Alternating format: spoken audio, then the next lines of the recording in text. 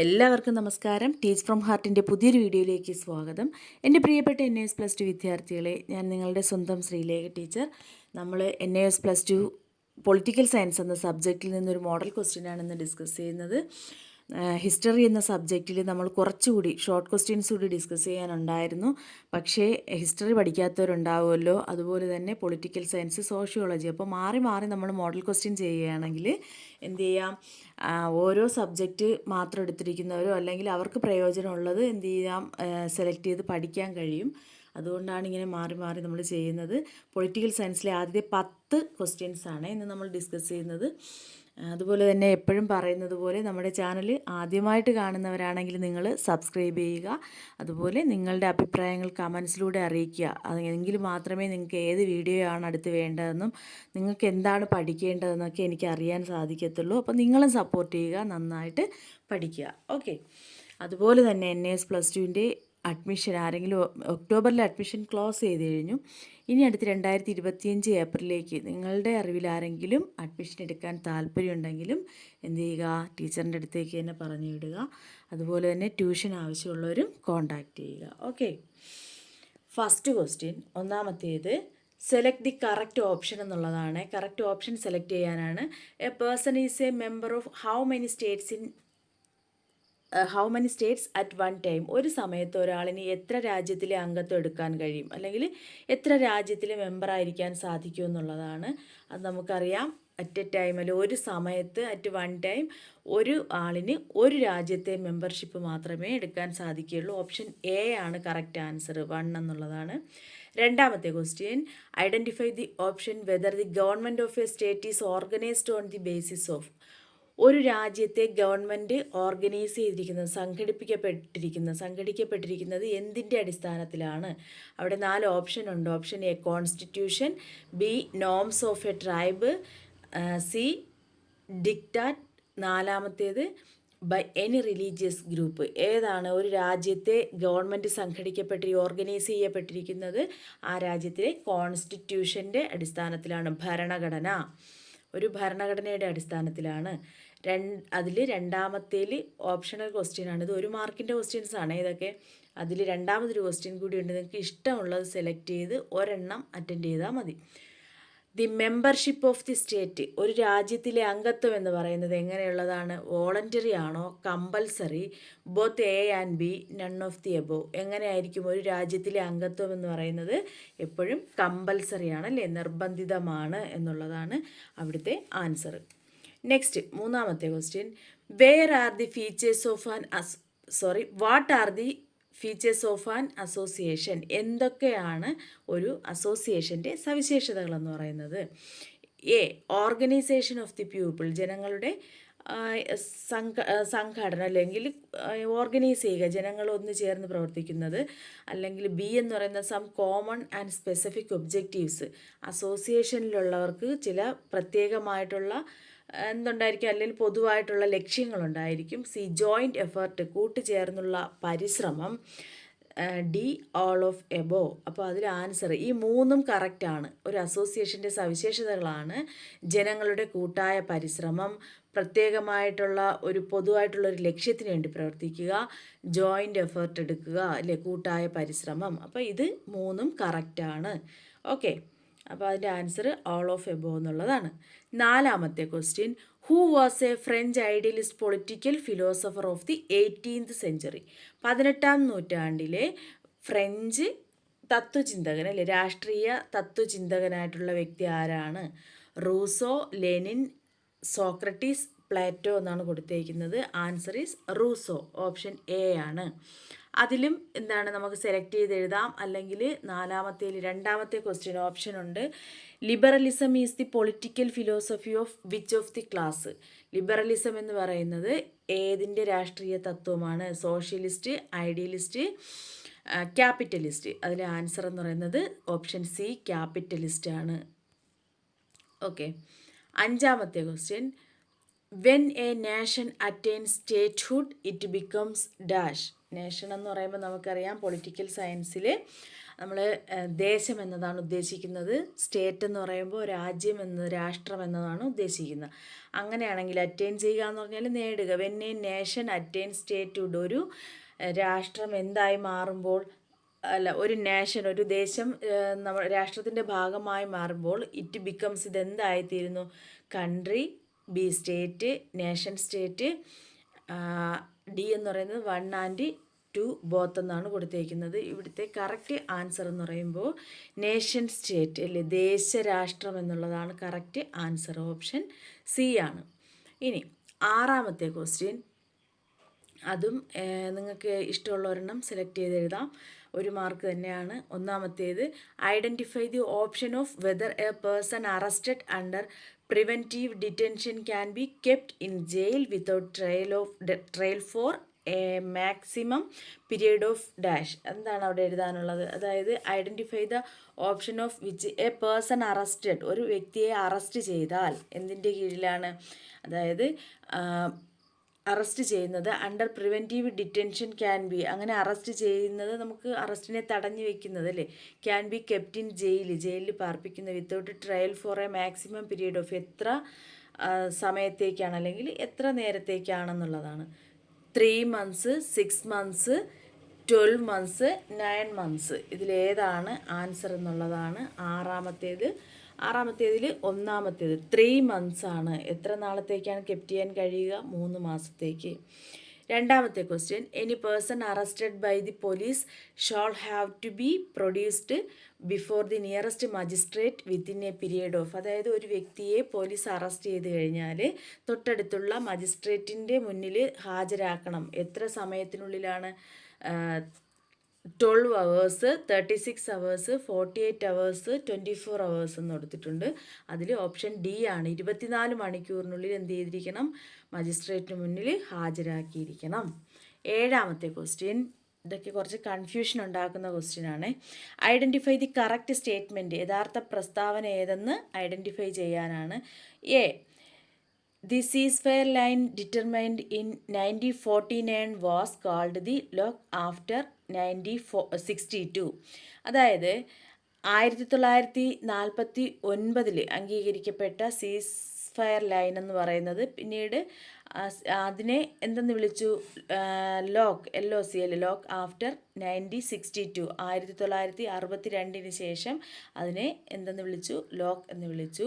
അടുത്ത അതുപോലെ തന്നെയാണ് വരുന്നത്. 1949 അംഗീകരിക്കപ്പെട്ട ഈ സീസ് ഫയർ ലൈനാണ് പിന്നീട് 1972 ശേഷം ലോക്ക് എന്ന് അറിയപ്പെടാൻ തുടങ്ങിയത്. അതുപോലെ സി എന്ന് പറയുന്നത് എന്താണ്? 1951 തീരുമാനിക്കപ്പെട്ട ഈ സീസ് ഫയർ ആണ് 1965 ശേഷം ലോക്ക് എന്നറിയപ്പെടാൻ തുടങ്ങിയത്. അതുപോലെ മറ്റൊരു വർഷവും കൂടി പറയുന്നുണ്ട്. 50 തീരുമാനിക്കപ്പെട്ട അല്ലെങ്കിൽ 50 നിർണ്ണയിക്കപ്പെട്ട സീസ് ഫയർ ആണ് 63 ശേഷം ലോക്ക്, LOC അങ്ങനെ അറിയപ്പെടാൻ തുടങ്ങി. 7. അതിൽ കറക്റ്റ് ആൻസർ എന്ന് പറയുന്നത് ആൻസർ ഈസ് ബി ആണ് correct statement. The ceasefire line determined in 1949 was called the lock after 1972. 1972 ശേഷം ലോക്ക് എന്നറിയപ്പെടുന്നത്. അത് ഈ സീസ് ഫയർ ലൈൻ എന്നാണ് നിർണ്ണയിക്കപ്പെട്ടത്? 1949. അത് ഓപ്ഷൻ ബി ആണ്. അല്ലെങ്കിൽ നമുക്ക് ഏത് സെലക്ട് ചെയ്ത് എഴുതാം? 7ാമത്തേൽ 2ാമത്തെ ക്വസ്റ്റ്യൻ എന്താണ്? Which of the following is incorrect, തെറ്റായിട്ടുള്ള പ്രസ്താവന ഏതാണ്? A, option A, Durand line is the boundary line between India and China. Durand line എന്ന് പറയുന്നത് ഇന്ത്യയും ചൈനയും തമ്മിലുള്ള അതിർത്തി രേഖയാണ്. B, the McMahon line is the boundary line between India and China. McMahon line എന്ന് പറയുന്നത് ഇന്ത്യയും ചൈനയും തമ്മിലുള്ള ബൗണ്ടറി ലൈനാണ്. C, red cliff line is the boundary line between India and Pakistan. Radcliffe എന്ന് പറയുന്ന റാഡ്ക്ലിഫ് ലൈൻ എന്ന് പറയുന്നത് ഇന്ത്യയും പാകിസ്ഥാനും തമ്മിലുള്ള എന്താണ്? ബൗണ്ടറി ലൈനാണ്. ഇതിൽ ഏതാണ് ഇൻകറക്റ്റ്, തെറ്റായിട്ടുള്ളതെന്നാണ് ചോദിച്ചിരിക്കുന്നത്. ഇതിൽ കറക്റ്റായിട്ടുള്ള ആൻസർ എന്ന് പറയുന്നത് 7ാമത്തേൽ 2ാമത്തത് correct. Durand line is the boundary line between India and China എന്നുള്ളതാണ് തെറ്റായിട്ടുള്ള ആൻസർ. ഇതിൽ നിന്ന് നിങ്ങൾക്ക് കുറേ ആൻസേഴ്സ് പഠിക്കാൻ പറ്റുന്നുണ്ടല്ലേ. അപ്പോൾ ഏതാണ് തെറ്റെന്ന് പറഞ്ഞിരിക്കുന്നത്? ഓപ്ഷൻ എ ആണ് തെറ്റെന്ന് പറഞ്ഞിരിക്കുന്നത്, ഇന്ത്യയും ചൈനയും തമ്മിലുള്ള. അപ്പോൾ ബാക്കിയെല്ലാം കറക്റ്റ് ആൻസറാണ്. അപ്പം നിങ്ങൾ അവിടെ ഓർത്ത് വയ്ക്കേണ്ടത് ഇന്ത്യയും ചൈനയും തമ്മിലുള്ള അതിർത്തി ലൈനിനെ മക്മോഹൻ എന്ന് പറയുന്നു. ഓപ്ഷൻ ബി ഒക്കെ കറക്റ്റ് ആണല്ലോ. അതുപോലെ റാഡ്ക്ലിഫ് ആരൊക്കെ തമ്മിലാണ്? ഇന്ത്യയും പാകിസ്ഥാനും തമ്മിലുള്ളതാണ്. ഓക്കെ, അപ്പോൾ ഇവിടെ തെറ്റെന്ന് പറയുന്നത് option incorrect statement option A ആണ് അല്ലേ. Durand line is the boundary line between India and China. അങ്ങനെയാണെങ്കിൽ അതിൻ്റെ കറക്റ്റ് ആൻസർ എന്താണ്? ഡ്യൂറൻ ലൈൻ ആരൊക്കെ തമ്മിലുള്ളതാണെന്നോ? അഫ്ഗാനിസ്ഥാനും പാകിസ്ഥാനും. മനസ്സിലായല്ലോ, ഓർത്ത് വയ്ക്കുക. Durand line between the boundary line Durand line is the boundary line between Afghanistan and Pakistan. Okay, clear ആയല്ലോ. എട്ടാമത്തെ question, identify the incorrect statement about the principles of Panchsheel. നമ്മൾ പഠിച്ചതാണല്ലേ പഞ്ചശീല തത്വങ്ങൾ. പഞ്ചശീല തത്വങ്ങളിൽ താഴെ പറയുന്നവയിൽ അതുമായിട്ട് ബന്ധപ്പെട്ട തെറ്റായിട്ടുള്ള പ്രസ്താവന ഏത്? ഇൻകറക്റ്റ് ആയിട്ടുള്ളത് ഏതാണെന്നേ. ഒന്നാമത്തേത് A, mutual respect for each others territorial integrity and sovereignty. അതായത് മ്യൂച്വൽ റെസ്പെക്റ്റ്, പരസ്പര ബഹുമാനം, രണ്ട് രാജ്യങ്ങൾക്കിടയിലുള്ള അതിർത്തികൾ തമ്മിലുള്ള അല്ലെങ്കിൽ അതിർത്തി ലയനോ അല്ലെങ്കിൽ അവരുടെ എന്തുമായിട്ട് ബന്ധപ്പെട്ട പരമാധികാരവുമായിട്ടൊക്കെ ബന്ധപ്പെട്ട കാര്യങ്ങളിൽ എന്ത് ചെയ്യണം? പരസ്പരം നമ്മൾ റെസ്പെക്റ്റ് ചെയ്യണം അല്ലേ, ബഹുമാനിക്കണം. രണ്ടാമത്തേത് മ്യൂച്വൽ നോൺ അഗ്രഷൻ, പരസ്പരം ആക്രമിക്കാതിരിക്കുന്നതിനുള്ള ഒരു മ്യൂച്വൽ അണ്ടർസ്റ്റാൻഡിങ്. പിന്നെന്താണ് മൂന്നാമത്തേത് പറഞ്ഞിരിക്കുന്നത്? Interference in each other's internal affairs. ഒരു രാജ്യം മറ്റൊരു രാജ്യത്തിൻ്റെ എന്തിൽ ഇൻ്റർഫെയർ ചെയ്യാം? ആഭ്യന്തര കാര്യങ്ങളിൽ ഇടപെടാം. ഡി എന്ന് പറയുന്നത് പീസ്ഫുൾ കോ എക്സിസ്റ്റൻസ്, സമാധാനപരമായിട്ടുള്ള സഹവർത്തിത്വം, പരസ്പരം സഹകരിച്ച് ജീവിക്കുക. ഇതിൽ എട്ടാമത്തതിൽ ഏതാണ് തെറ്റെന്ന് ചോദിച്ചാൽ ഓപ്ഷൻ സി ആണ് തെറ്റ്. ഒരു രാജ്യത്തിന് മറ്റൊരു രാജ്യത്തിൻ്റെ ആഭ്യന്തര കാര്യങ്ങളിൽ ഇടപെടാനുള്ള സ്വാതന്ത്ര്യം പഞ്ചശീല തത്വങ്ങളിൽ പറയുന്നില്ല. അപ്പോൾ correct answer is option C ആണ്. Interference in each other's internal affairs, interference in each other's internal affairs എന്നുള്ളത് സി ആണ് കറക്റ്റ് ആൻസർ. അത് തെറ്റായിട്ടുള്ള പ്രസ്താവനയാണ് അല്ലേ. ബാക്കിയെല്ലാം കറക്റ്റാണ്. അതായത് രാജ്യങ്ങൾക്കിടയിലുള്ള പരമാധികാരത്തെയും അതുപോലെ തന്നെ അതിർത്തി അതിനെല്ലാം ബഹുമാനിക്കുക, പരസ്പരം എന്ത് ചെയ്യുക? ശത്രുത വച്ച് പുലർത്താതിരിക്കുക, അല്ലെങ്കിൽ non aggression, mutual non aggression അല്ലേ. പിന്നെ അതുപോലെ തന്നെ സമാധാനപരമായ സഹവർത്തിത്വം, ഇതൊക്കെ കറക്റ്റാണ് പഞ്ചശീല തത്വങ്ങളുമായിട്ട് ബന്ധപ്പെട്ട്. ഓപ്ഷൻ സി ആണ് തെറ്റ്. Interference in each other's internal affairs, ഒരു രാജ്യത്തിന് മറ്റൊരു രാജ്യത്തിൻ്റെ ആഭ്യന്തര കാര്യങ്ങളിൽ ഇടപെടാനുള്ള അധികാരം ഇല്ല. നെക്സ്റ്റ്, ഒൻപതാമത്തെ question, identify the correct statement. ശരിയായ പ്രസ്താവന ഏതെന്നാണ്? A, Shimla pact was signed between India and Pakistan. Shimla കരാർ ഒപ്പുവെച്ചത് ഇന്ത്യയും പാകിസ്ഥാനും തമ്മിലാണ്. B, under the Shimla pact പ്രകാരം the Kashmir issue cannot be raised in international or any other forum. Shimla pact പ്രകാരം കാശ്മീർ ഇഷ്യൂ ഒരിക്കലും എന്ത് ചെയ്തിട്ടില്ല? അന്താരാഷ്ട്ര പ്രശ്നങ്ങളിലോ അല്ലെങ്കിൽ അതർ ഫോറംസിലൊന്നും റൈസ് ചെയ്യപ്പെട്ടില്ല, അതിനെക്കുറിച്ച് പറയേണ്ടി വന്നിട്ടില്ല, ഉയർത്തപ്പെട്ടിട്ടില്ല. സി എന്ന് പറയുന്നത് Shimla pact of 1972 was violated by Pakistan in May 1999. ഈ ഷിംല പാക്ട് 1972 ഷിംല പാക്ട് ആര് വയലേറ്റ് ചെയ്തു? പാകിസ്ഥാൻ 1999 നിയമം ലംഘിച്ചു, വയലേറ്റ് ചെയ്തിട്ടുണ്ട് എന്നതാണ് അടുത്ത ഓപ്ഷൻ. പിന്നെ നാലാമത്തേതായിട്ട് ഡി ആയിട്ട് ഓൾ ഓഫ് എബോവും പറയുന്നുണ്ട്. ഒൻപതാമത്തേൽ കറക്റ്റ് ആൻസർ ഏതാണ്? ഓപ്ഷൻ ഡി ആണ്. ഒമ്പതാമത്തേൽ ഒന്നാമത്തത് ഓപ്ഷൻ ഡി. ഓപ്ഷൻ ഡി എന്ന് പറയുന്നത് ഓൾ ഓഫ് എബോ ആണ്. അതെന്താണെന്ന് ഒന്നുകൂടി ഞാൻ പറഞ്ഞുതരാം. അതായത് ഇവിടുത്തെ അപ്പോൾ നിങ്ങൾക്ക് അവിടെ നിന്ന് കുറേ ആൻസേഴ്സ് അല്ലേ, കുറേ കാര്യങ്ങൾ പഠിക്കാൻ പറ്റുകയാണ്.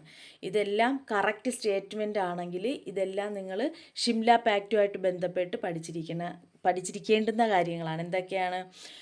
ഇതെല്ലാം കറക്റ്റ് ആണെങ്കിൽ ഷിംല പാക്ട് എന്താണെന്ന് ചോദിച്ചാൽ ഇതെല്ലാം കൂടെ ചേർത്ത് നിങ്ങൾക്ക് എഴുതിക്കൂടെ?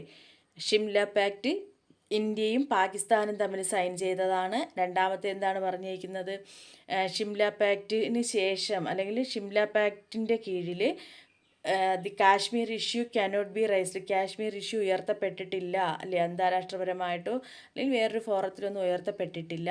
അതുപോലെ സി, ഷിംല പാക്റ്റ് 1972 രൂപീകൃതമായ ഈ പാക്റ്റ് എന്ത് ചെയ്തു, പാകിസ്ഥാൻ വയലേറ്റ് ചെയ്തു എന്നാണ് 1999. ഓക്കെ, അതിൽ രണ്ടാമത്തെ ഒരു ക്വസ്റ്റ്യൻ ഉണ്ട്, ഐഡൻറ്റിഫൈ ദി കറക്റ്റ് സ്റ്റേറ്റ്മെൻറ്റ് എന്നുള്ളതാണ്. The Bandung conference of Afro Asian countries was held in 1916. Bandung conference of Afro Asian Bandung conference എന്ത് ചെയ്തത്, ഏഷ്യൻ കൺട്രീസ് വാസ് ഹെൽഡ് നടത്തപ്പെട്ടത് 1960. നെക്സ്റ്റ് ക്വസ്റ്റ്യൻ എന്താണ്, president Jiang Zemin's visit to India in 1919. 1990 ആര് പ്രസിഡൻ്റായ Jiang Zemin India visit ചെയ്തത്. C, the Bandung conference of Afro Asian countries was held in 1955. 1955 Asia Afro കൺട്രീസിൻ്റെ ബാൻഡൂങ് conference നടന്നത്. None of the above എന്നും കൊടുത്തിട്ടുണ്ട്. അപ്പോൾ 9ാമത്തേതിൽ രണ്ടാമത്തേത് സി ആണ് correct answer. The Bandung conference of Afro Asian countries was held in 1955 ആണ്. 1955 ഇത് നടക്കുന്നത്. ഓക്കെ, 10ാമത്തെ question, identify the incorrect statement about the non alignment movement. Non alignment മൂവ്മെൻറ്റുമായിട്ട് ബന്ധപ്പെട്ട തെറ്റായ പ്രസ്താവന ഏതെന്നാണ്. എ, non alignment aimed to maintain national independence in foreign affairs. ഇത് എന്താണ്, നോൺ അലൈൻമെൻറ്റ് മൂവ്മെൻറ്റ് ലക്ഷ്യം ചെയ്തത് എന്ത് മെയിൻറ്റെയിൻ ചെയ്ത് കൊണ്ടുപോവുക, നാഷണൽ ഇൻഡിപെൻഡൻസ് ദേശീയ സ്വാതന്ത്ര്യം ഇൻ ഫോറിൻ അഫയേഴ്സ്, അതാണോ. B, it is against joining in any military alliance formed by the USA and Soviet Union aftermath of world war second. രണ്ടാം ലോക മഹായുദ്ധത്തിന് ശേഷം ആരുടെ കീഴിൽ വന്ന മിലിറ്ററി അലയൻസ്, അമേരിക്കയുടെയും അതുപോലെ റഷ്യയുടെയും ഒക്കെ കീഴിൽ രൂപം കൊണ്ട മിലിറ്ററി അലയൻസിൽ ജോയിൻ ചെയ്യുക എന്നതിന് എതിരായിരുന്നു, എഗെയിൻസ്റ്റ് ആയിരുന്നു. C, non alignment was neither neutrality, അതായത് നിഷ്പക്ഷമായിട്ട് പോവുക അല്ല, or non involvement nor isolationism. Isolationism എന്ന് പറഞ്ഞാൽ എന്താണ്, അതായത് ഒറ്റപ്പെടുത്തുക എന്നുള്ളതാണ്. അപ്പോൾ അതാണോ. D, it is in favour of joining any military alliance formed by the USA and Soviet Union. USAയുടെയും സോവിയറ്റ് യൂണിയൻ്റെയും ഏതെങ്കിലും മിലിറ്ററി അലയൻസ്, അവർ രൂപീകരിച്ച മിലിറ്ററി അലയൻസിൽ ജോയിൻ ചെയ്യുക അങ്ങനെ താല്പര്യപ്പെടുന്നതാണോ എന്നാണ് ക്വസ്റ്റ്യൻ. അതിൽ ഇൻകറക്റ്റ് ആണ് നമ്മൾ എഴുതാനുള്ളത്. അതിൽ ഡി ആണ് കറക്റ്റ് ആൻസർ. 10ാമത്തേൽ ഡി, അതായത് it is in favour of joining any military alliance formed by the USA and Soviet Union. അതാണ് ഇതിൽ തെറ്റായ പ്രസ്താവന. ബാക്കിയെല്ലാം ശരിയായ പ്രസ്താവനയാണ്. അപ്പം നോൺ അലൈൻമെൻറ്റ് മൂവ്മെൻറ്റുമായിട്ട് കറക്റ്റായിട്ടുള്ള പ്രസ്താവനകളാണ് ആദ്യത്തെ 3 അപ്പോൾ അതും പഠിച്ച് വയ്ക്കുക, ഓർത്ത് വയ്ക്കുക. ഓക്കെ, ഇതിലിനി അല്ലെങ്കിൽ നമുക്ക് ഏതെഴുതാം, അടുത്ത രണ്ടാമത്തൊരു ക്വസ്റ്റ്യൻ കൂടിയുണ്ട് optional. Identify the correct statement എന്നുള്ളതാണ്. എന്തൊക്കെയാണ്, Ceylonese and Tamil are the 2 languages mainly spoken in Sri Lanka. സിലോൺസും തമിഴുമാണ് ശ്രീലങ്കയിലെ ജനങ്ങൾ പ്രധാനമായിട്ട് സംസാരിച്ചിരുന്ന ഭാഷകളെന്ന് പറയുന്നത്. രണ്ടാമത്തേത്, Palk strait separates India and Sri Lanka. Palk strait ഇന്ത്യയും ശ്രീലങ്കയും സെപ്പറേറ്റ് ചെയ്യുന്നതാണ്. C, both A and B എന്നുണ്ട്, നൺ ഓഫ് ദി എബോവ് എന്നുണ്ട്. അപ്പോൾ 10ൽ രണ്ടാമത്തേത് ഏതാണ്, ബോത്ത് എ ആൻഡ് ബി ആണ് കറക്റ്റ് ആൻസർ എന്ന് പറയുന്നത്. അതായത് ബോത്ത് എ ആൻഡ് ബി എന്ന് പറയുമ്പോൾ ശ്രീലങ്കയിലെ ജനങ്ങൾ സംസാരിച്ചിരുന്ന സിലോൺ ആൻഡ് തമിഴ് ആ ലാംഗ്വേജസ് ആണ് പ്രധാനമായും സംസാരിച്ചത്. അത് കറക്റ്റ് സ്റ്റേറ്റ്മെൻ്റ് ആണ്. അതുപോലെ രണ്ടാമത്തേത് ഏതാണ്, ബി എന്ന് പറയുന്നത് Pak straight separate India and Sri Lanka. ഇന്ത്യയും ശ്രീലങ്കയും സെപ്പറേറ്റ് ചെയ്യുന്നതാണ് പാക് സ്ട്രേറ്റ് എന്നുള്ളത്. ഓക്കെ, അപ്പോൾ ബാക്കി ക്വസ്റ്റ്യൻസ് നമ്മൾ അടുത്ത ക്ലാസ്സിൽ ഡിസ്കസ് ചെയ്യും. നന്നായിട്ട് പഠിക്കുക. Okay, thank you.